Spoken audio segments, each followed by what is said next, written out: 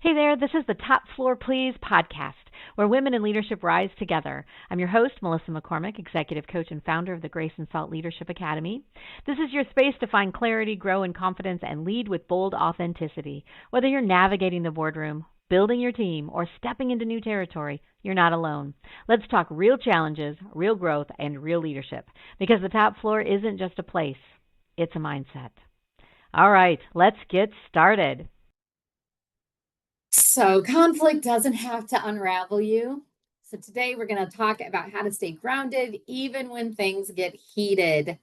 Hey there, this is Melissa McCormick. I am the owner of Grace and Salt Leadership Academy and the host of this this podcast, Top Floor Please. And you probably heard it in the introduction, but just in case you're wondering, top floor please does not mean that necessarily you want to strive to the top floor.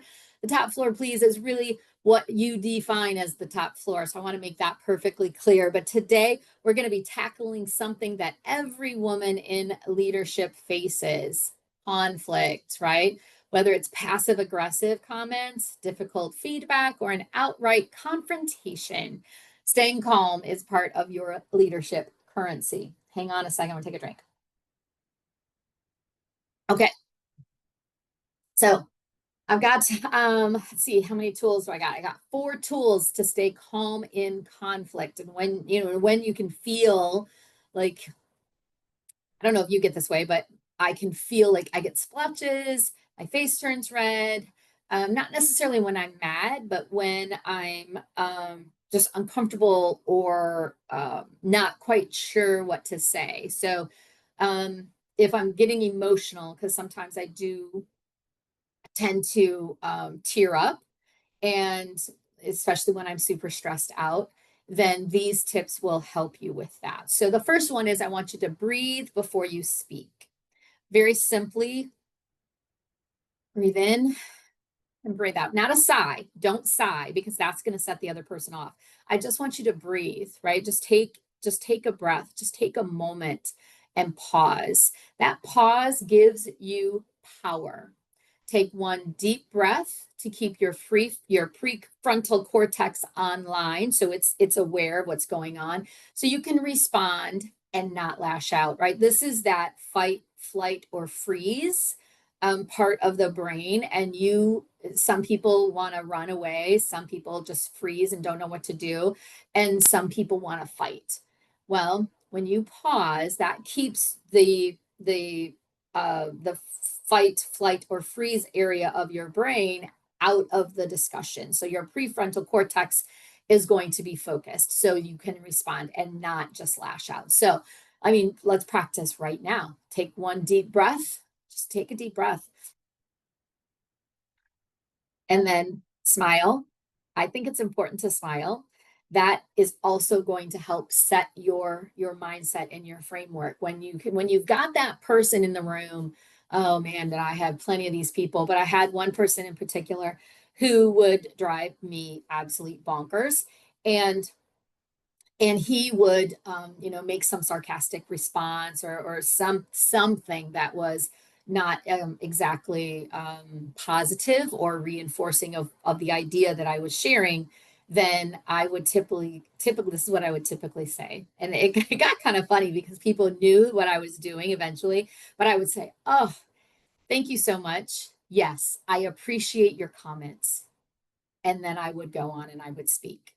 I appreciate your comments. And then I would continue on. I didn't even really acknowledge what he said. I just said, yes, I appreciate your comments. And then continue on with the direction that I was going. And basically, it really shut him down, because how do you argue with somebody that says, yes, I appreciate your comments? It wasn't that I was agreeing with him at all. It was that I was acknowledging, excuse me, sir, but be quiet, kind of was what I was saying, without being that, cast iron bossy pants, right? So, but one of the techniques that you can practice is just simply breathing. But again, don't sigh, because that does set off, that's a different connotation. You want to just breathe. So just,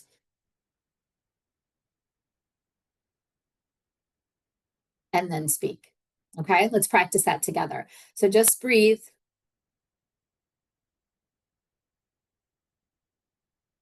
and then speak. See how that it's going to calm you. It's going to help your brain stay where it should be staying and not. And then it brings you with that presence again, that executive presence that people need to see as well. Number 2 is I want you to use reflective phrases. And this goes to what I was saying just a few minutes ago. I hear that this is important to you, or let me help you understand, or let me make sure I understand what you're saying.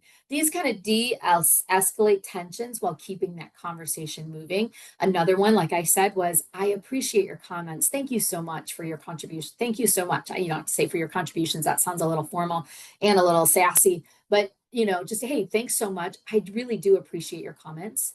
And then move on to the direction that you want to go. Or let me make sure I understand what you're saying. And you could repeat it back because maybe there's validity in what they're saying. I don't want you to think that there isn't, but if it's that person that kind of triggers you, you might automatically just go to the fight mode. You might automatically want to fight, right? So first one is breathe before you speak. The second one is use those reflective phrases. And the third one is know your default response. Like practice it. So what does that mean? Do you shut down? Like, what is your default response? When are you fight? Are you flight? Are you freeze? Right? Do you shut down? Do you over explain? Do you get defensive? What's the tone of voice like? Name your pattern so that it helps you interrupt it. Okay. So once you know, okay, this person's going to be in the room and he or she, they're probably going to say something that I'm not thrilled with. I'm sorry about there we go. My cord was all over. And so name how you typically respond, but then I want you to name your default response. I want you to say, this is how I'm going to respond. Okay. So if you normally would shut down, like they are going to say something and then all of a sudden they own the conversation and then everything you were saying just kind of dwindles into the Ethernet, the hinterlands, whatever it is. So if that's, and then you're just like, you know what, forget it. Never mind. I don't even know why I spoke up. Next time, I'm not even going to share. Those are the thoughts that are going on in your head. If that's you and you've just given the power over to that other person, then I want you to say, nope, not today. Nope, nope, nope, nope, nope, nope. That is not going to happen today. Today, if that happens, I'm going to breathe and then I'm just going to speak. Before that happens, or if that happens, I'm going to say, I totally appreciate your comments. Here's what I mean by that, and explain concisely. Don't over explain. Don't appear defensive, right? So if those are the things that you do, I want you to practice overcoming them. But you have to know what your default response is.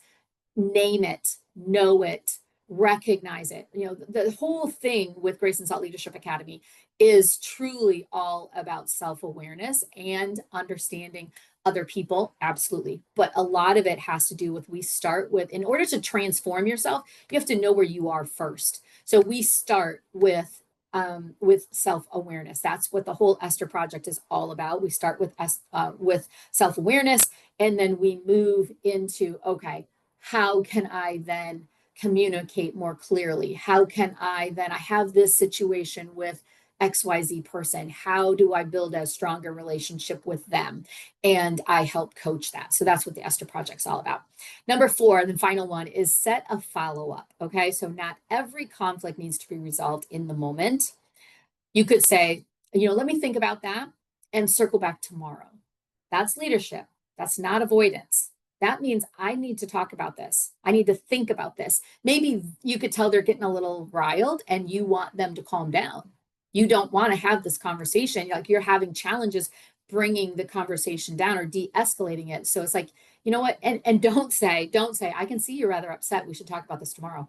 Don't do that. That's going to raise them, their ire even further. So it's more like, what, I just really need to think about this. I need to process just for a second. So tomorrow, let's circle back tomorrow and talk through this. I think I understand what you're saying. I just need some time. Yeah. See what happens, right? Okay. So breathe before you speak. Use reflective phrases. know your default response, and set a follow-up is an option that you can use. Okay, so your grace and salt coaching moment. Leadership isn't about never feeling emotion. It's about knowing what to do with it, right? We are emotional creatures. We are human beings. Emotion is not bad. In fact, emotion is good. It's just, how do we handle it? How do we address it in the moment? How do we deal with it? You know, some ladies will tell me that they get really emotional, meaning that they cry. And so I'm like, okay, all right, own the tears. Tell your boss, look, I'm crying right now. I don't mean to, but this is happening. This reaction is happening because this means that much to me. So just ignore these. Listen to my voice. Listen to my words. Ignore the tears, and you will recover. Bring a bottle of water with you. Drinking a bottle of water, not the whole bottle, but drinking water is an absolute magic solution. Magic with overcoming emotions, including calming your heart rate, reducing that cortisol, stress hormone, all of that. Okay, so again, leadership isn't about never feeling emotion, right? We're not robots. In fact, our teams, our companies, our customers, they want us to be real. I'll never forget. Again, years ago, I was in charge of the Culver's account. Huge custard company. If you're not familiar with Culver's, you probably are. They're nationwide now, I think. But back in the day, they weren't. They were a really nice size Midwestern frozen custard chain. Great company. I loved working with them.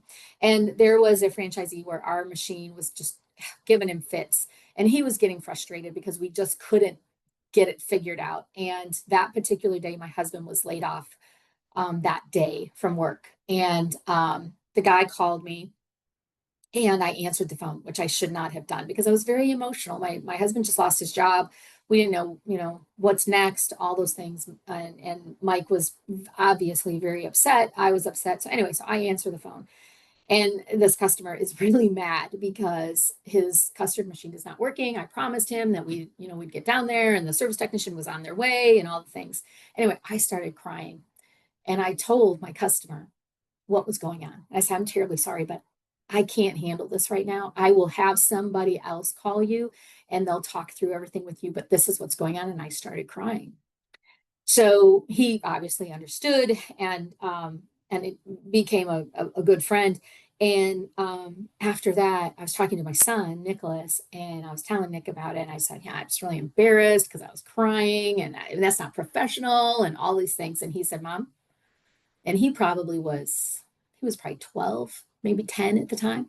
And he said, Mom, I think it's okay that you cried because the customer knows you're human. The customer needed to know what was going on with you and that maybe it's not all about custard. Yes, it was important to get the machine fixed and all of that stuff, but I think it's okay for you to cry and for you to be human. Out of a 10-year-old. That was amazing. So my whole point is that leadership, you need to feel emotion and your customers want you to feel emotion, right? You keep it in check most of the time, but to be vulnerable, to be to share things that are going on and that may be reasons why you're just maybe not all there that particular day, and knowing what to do with it. How do I respond to this? How do I deal with what's going on? That's what leadership is all about. So here's your action item for today, your action step. So I want you to identify one recent conflict or moment of tension. Like, is there a specific person? Is it a meeting? What is it? And what did you default to? So think about it in the last week. What moment of conflict was there, or moment of tension? What did you default to? What was your freeze, flight? I did that wrong. Fight, flight, or freeze? And what would you do differently now? Okay. All right. Super. I want you to think about that. So, Grace, under pressure isn't a talent, it's practice. So keep practicing. And if you want support navigating hard conversations, I want you to check out the Esther Project. You can go to graceandsaltleadership.com. We talk about all this stuff all the time. And it really is the start of your transformational journey from tactical to strategic, from maybe a chaotic life to calm from knowing how to respond to during certain situations. So I would love to have you just to talk to you about the Esther Project and see if it fits for you, because it's not for everyone. All right, you have a great day, and I look forward to the next time. Thanks for hanging out on the top floor. If today's episode gave you something to think about or a little boost, share it with your friend and keep the momentum going. And hey, if you're ready to find your voice and lead with clarity and confidence, check out the Esther Project. It's our foundational program at Grace and Salt, and it's built for women like you who are ready to rise. You can learn more at graceandsaltleadership.com. I'll drop the link in the show notes, and remember, you don't have to lead like everyone else, just lead like you. All right, I'll see you next time.